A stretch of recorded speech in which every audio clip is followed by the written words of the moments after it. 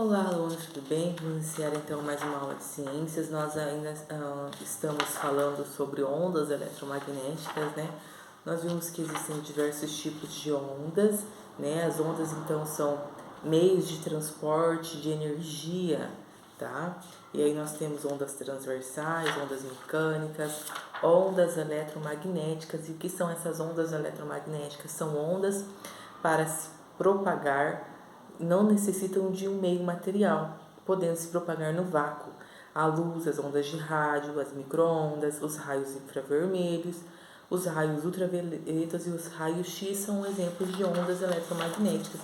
E aí nós temos uma infinidade de utilização dessas ondas eletromagnéticas. Então, através dessas ondas, nós podemos ouvir, então são as ondas sonoras.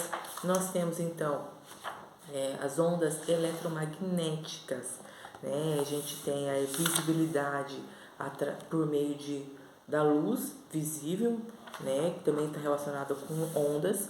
E a gente tem aplicações médicas das radiações, e esse é o tema da nossa APC do mês de junho, né? Aplicações médicas das radiações. Hoje eu vou estar utilizando o nosso livro, e na página 167 até a página 169 está falando sobre essas aplicações médicas das radiações. Para que a gente utiliza as radiações na medicina? É o nosso dia a dia. A gente tem então, vou ler um pequeno trecho que o nosso livro traz. Houve um tempo em que a única maneira de visualizar uma estrutura interna do corpo era por meio de uma cirurgia. Hoje, os médicos podem obter imagens do interior do corpo de seus pacientes para diagnosticar uma doença e assim indicar a melhor forma de curá-la ou de tratá-la. A medicina moderna dispõe de recursos que permitem examinar com detalhes diversos constituintes do corpo humano, ossos, cérebro, sistema vascular, entre outros. Esses recursos utilizam ondas sonoras e eletromagnéticas com diferentes faixas do espectro.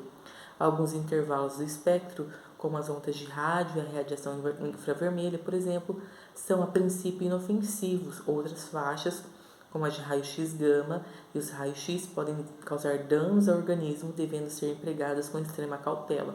Tanto que as pessoas, os radiologistas, né, que trabalham então fazendo o exame de raio-x, essas pessoas que trabalham com esses tipos de exame, elas têm até certo tempo de trabalho que elas podem realizar, né? Elas não podem trabalhar igual outras pessoas trabalham por 20, 30 anos no mesmo serviço, porque elas não podem ficar em constante contato por muito tempo na vida com esses tipos de ondas eletromagnéticas que podem então estar fazendo algum tipo de mal, trazendo algum malefício para a sua saúde. Os médicos recorrem às ondas sonoras e eletromagnéticas não só para diagnosticar doenças, mas também para tratá-las. Faixas com menor comprimento de onda, como a ultravioleta e o raio-x, podem ser usadas para matar células doentes. Faixas menos agressivas, como as ondas de rádio e luz visível, podem atuar indiretamente, ativando medicamentos em áreas específicas com o intuito de evitar efeitos colaterais. Então, as ondas eletromagnéticas, ondas sonoras eletromagnéticas, elas são utilizadas não só para diagnóstico, que é para saber se a pessoa está com algum tipo de doença ou não, para fazer então a observação interna do corpo, mas também para tratar algum tipo de doença.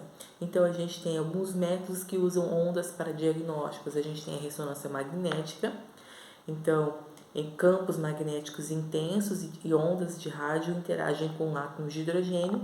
Em cada tecido do organismo, as diferentes quantidades de hidrogênio tornam possível gerar imagens. E a gente tem aqui a ressonância magnética aqui, da cabeça. A gente tem também a tomografia. Na tomografia, diferentes detectores sensíveis a raios gama, raio-x e feixes de elétron podem ser usados para formar uma imagem tridimensional no interior do corpo. Aí a gente tem a tomografia do rim, então também são exames diagnósticos que fala. A gente também tem a ultrassonografia. A ultrassonografia, ela é um som, olha só, um som de alta frequência, por isso que fala ultrassom. É enviado através do corpo e parcialmente refletidos pelas estruturas. Então, é um som que é enviado através do corpo e é refletido pelas estruturas. Ao ser detectado de volta, o aparelho transforma o som em um sinal elétrico, que permite formar a imagem. Então, a ultrassom ela é formada a partir de um som que é enviado no corpo e as estruturas refletem esse som e aí o aparelho detecta e forma a imagem. E a gente tem as ultrassons, por exemplo, para o período gestacional, né, que é muito importante para ver o desenvolvimento do feto. E a gente também tem a radiografia, então são todos aqui tipos de exames. Os músculos, a pele e os tecidos moles são mais facilmente atravessados pelo raio-x do que os ossos.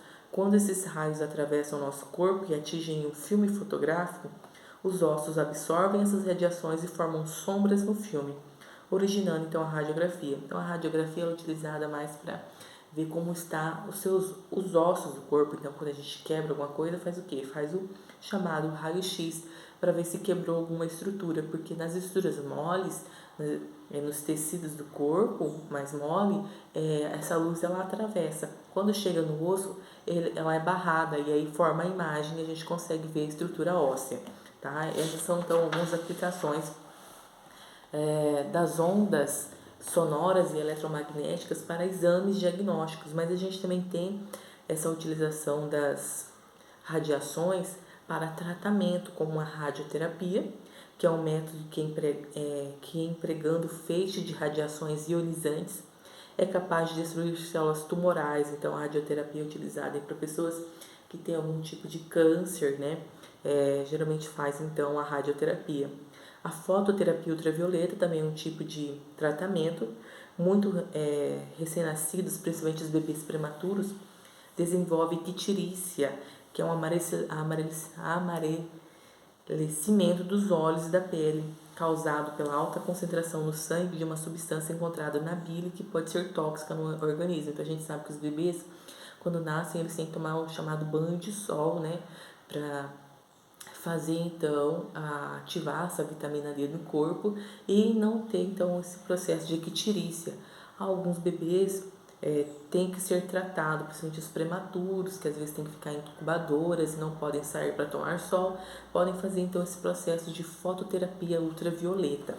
A gente também tem a terapia fotodinâmica, a quimioterapia e a radioterapia utilizadas no tratamento de alguns tipos de câncer, são conhecidos por sua eficácia e também por seus efeitos colaterais desagradáveis. Então,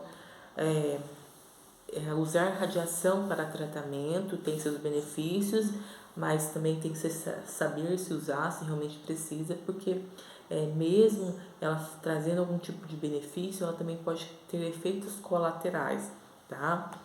Aí a gente também tem, tá espalhado aí por vários tipos de tratamento. A gente também tem as cirurgias a laser, né? Que eliminou aí muitos tipos cirúrgicos, o corte, né? Às vezes antigamente as pessoas tinham que fazer um tipo de cirurgia, tinha que fazer um grande corte em alguma estrutura do corpo. Hoje em dia, com as cirurgias a laser, isso já foi diminuído. Então, a laser é uma fonte de radiação eletromagnética que pode emitir frequência nas regiões infravermelhas, visível e ultravioleta. Eles são usados como bisturis, cauterizadores e cicatrizantes. Então, mesmo o laser ele pode ser utilizado para fazer um corte, para cauterizar, cicatrizar e para fechar algum local.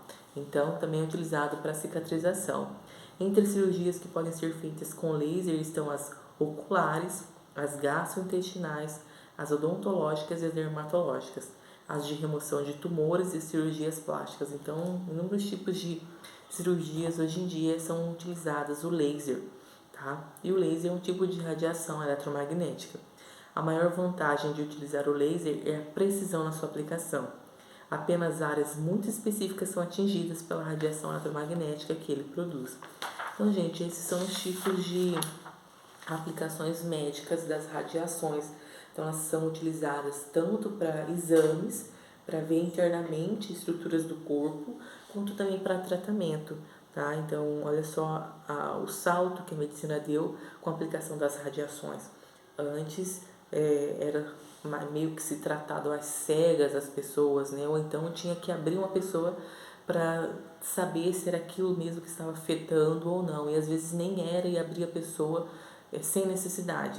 Hoje em dia não, hoje a gente tem vários tipos de exames que utilizam essas ondas de som, ondas eletromagnéticas, para ver as estruturas internas. Então a gente tem exames como a tomografia que consegue ver, formar imagens de órgãos, né? Ou então a ressonância magnética também, e a ultrassom que vê, por exemplo, o bebê, toda a estrutura do bebê, e a radiografia que vê os nossos ossos. São todas utilizações então das radiações na medicina, que são então muito importantes para o nosso dia a dia, para facilitar a nossa vida, tratamentos de doenças, né? E tem ponto positivo, também tem um negativo, tem que saber se usar realmente se tem necessidade, né? E a pessoa também não pode ficar exposta muito tempo a esse tipo de radiação, porque pode estar trazendo então algum malefício ao corpo, ok?